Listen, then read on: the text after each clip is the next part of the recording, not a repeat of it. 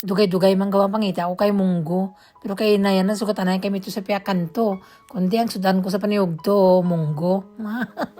Daw wala yung mga kadlaw, tapos subong nga mga adlaw, ti kay lately bala, mayara kita nga ginadala-dala, diri sa pamilya.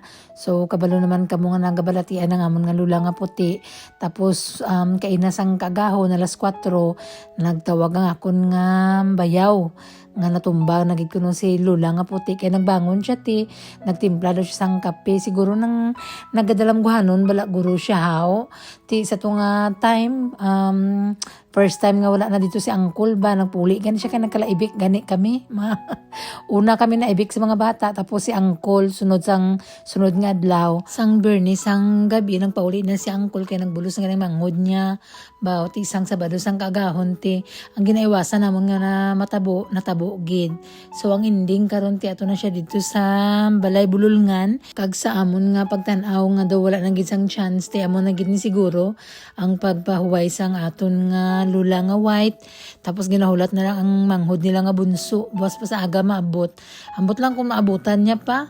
Kabay pa tani maabutan niya kag mabalikan pa namon no kay ti abot lang alas 8 ang bisita dito hindi na kami pwede makatinir ang manghod lang dito ang nagipundo sa mag-aga para gani makita man namon bantayan ba kung ano gid ang matabo sa mga wala nakabalo no dugay na gid naging akon nga ugangan nga nagabalatian ang kapila naging taningan, kapila na ginhambalan isa na lang kasimana, naabtan na lang sa isa ka tuig, naabtan na naman sa mga pila ka bulan.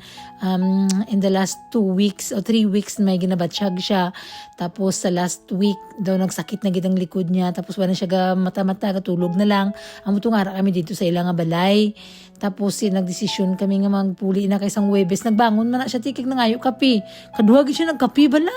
Bago ko nagadto sa obra, pagka Huwebes ang gabi nagpuli kami, si uncle nagpabilin, beer ni siya nagpuli si uncle, kag nagbulos naman ang iya nga manghod, kay gani si uncle balang mata niya nga piyak, nagakakurap-kurap na sa kulang guro katulog, naluoy man ang manghod, tig medyo naka-recover naman siya nga trangkaso, siya nagbantay. Ang kaso lang tikiti si uncle pong nagabantay siya, dragil siya katulog sa tupad sang malam, sumabalaan niya ginako magabangon, nga magkatuabi sa toilet, kay bisan ano nakasaway nga hindi magkatu sa toilet, dire lang sa iyang bangko ba, kay mayara man na siya nga daw iya rinola, hindi mo gitana na siya ti mga ano ti mga kadtugin na siya sa iya dito nga kasilya so mga video namon nga luma no so wala na bantayan ti kiti akon nga bayaw na dito man nagtulog sa kwarto kiti ano nga daan siya taas bala nga babae alam mapungkuon mo sa bangko di ba kapoy bugong gabi nagbangon si lula ti kay nagsaksak siya kuno katakuri ambot nga wala na saksak ang takuri nga pirmi nakasaksak siguro naghalusinate siya ginapanggabot niya guro tapos ibalik na naman